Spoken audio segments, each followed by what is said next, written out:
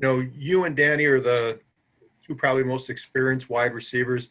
I'm just curious, what do you guys have to do to help make up for the departure of Quintez from last year? And also, what did you guys learn from him that can help you this year?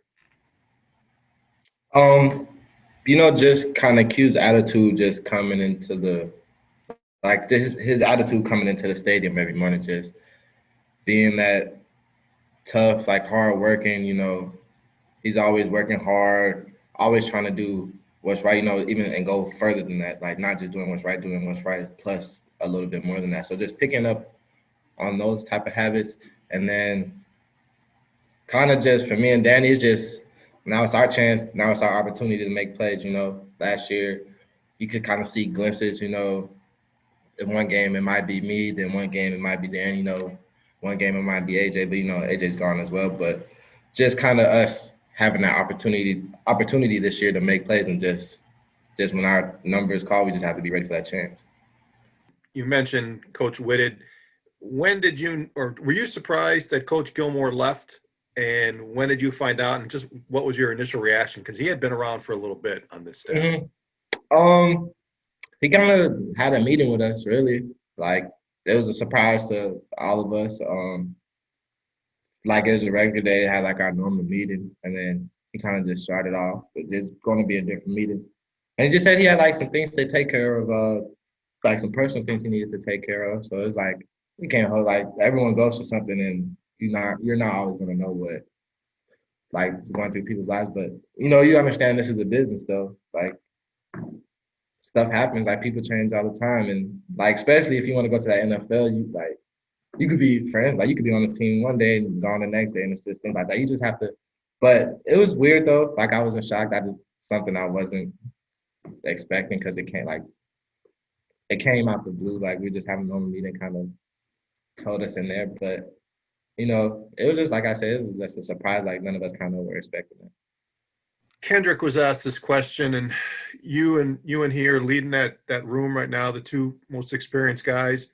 But with Q and AJ Taylor gone, what are some of the things you guys learned from them that can help you this year? From Q's standpoint, it would just be more of the physicality of the game. Q was a big body, so I got to just learn different techniques he did with his hands and just how he used his hands and how he got open. So that was a big thing, and he was also my big brother. So, but as far as AJ, it'll just be knowing the game. He's a really smart guy, knew his coverages, knew stuff. So this year I tried to start honing in on learning different coverages and just expanding my knowledge of the game. Yeah, Danny, I asked Kendrick this. He said he was completely caught off guard when Coach Gilmore met with you guys and said, "Guys, I'm moving on. I've got another opportunity." Were you surprised at all? What was your initial reaction? How'd you handle that? Yeah, of course I was surprised, but at the end of the day, I understand that football is a business, and he has to do what's best for him and what's best for his family too. So although I was surprised, I'll have no hard feelings towards him, and I still respect him. He's been my coach for 3 years. He's my coach for 3 years, so I always have that connection with him. But I understand that how football is business. This has been obviously a little unusual off season. How long did it take you to get up to speed, get comfortable, and feel like you had made the transition to the new staff and get to know the guys a little bit? This has been quite challenging, but really inventive and creative in how we got to know each other, how I got to know the players, how I came across the offense and studied, and it's been great.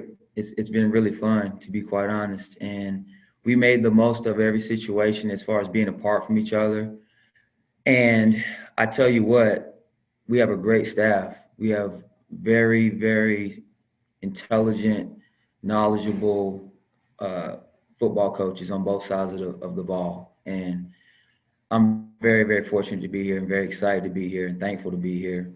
And to have such smart football players in my room is very refreshing. And I think these guys are going to do great. Very excited about the leadership that I have in my room. And we have some young guys that are going to, take some steps. So it's going to be fun. when you first got there and got a chance to talk to the guys and let them know who you are and what you expect, can you share some of the things you told them and said, look, you got to do this if you want to play for me? Well, it's the one thing that I always talk about, and this is regards to anyone that I coach, is that, be mindful of what you put on tape. You want to put great things on tape. That's your resume. That's who you are. That's what people are going to always judge you upon, is what you put on tape. And are you going to be excited about what you put on tape, or are you going to be, oh, I don't know about that? So, and what I mean by that is, again, it goes back to effort. What are you going to do when you don't have the ball? Are you going to make the block when on the third level when the running back needs you to? Are you going to do your job? Are you going to be consistent? Are you going to do the things necessary to show that you're a consistent football player? And that's what I preach. And I know that these guys don't want to put anything that's not indicative of who they are on tape. So they're gonna play hard. They're gonna make plays. They're gonna do the things necessary to help our football team and to help themselves, in moving forward. So